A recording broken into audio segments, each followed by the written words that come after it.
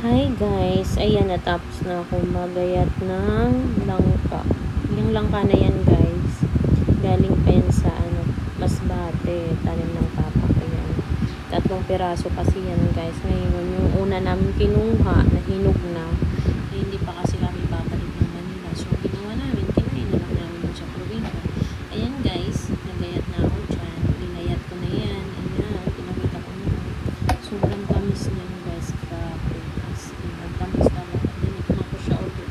Habang nagbabala, ginagayat ko siya guys. Kain din ako ng kain. Talaga ang sarap niya.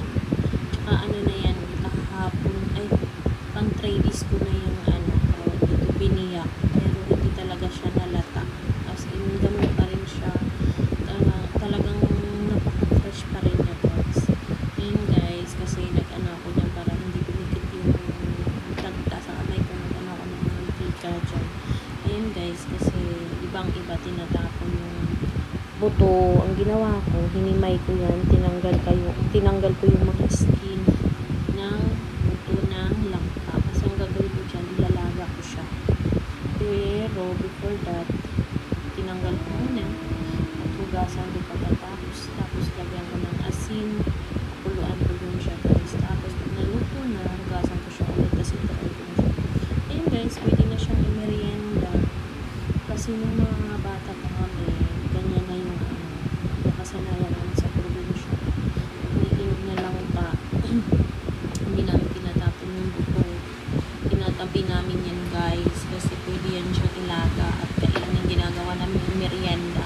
Tapos iba naman, papa ko pag nag-aadobo, adobo baboy, adobo pinahalo yan, pero pinapakuluan mo.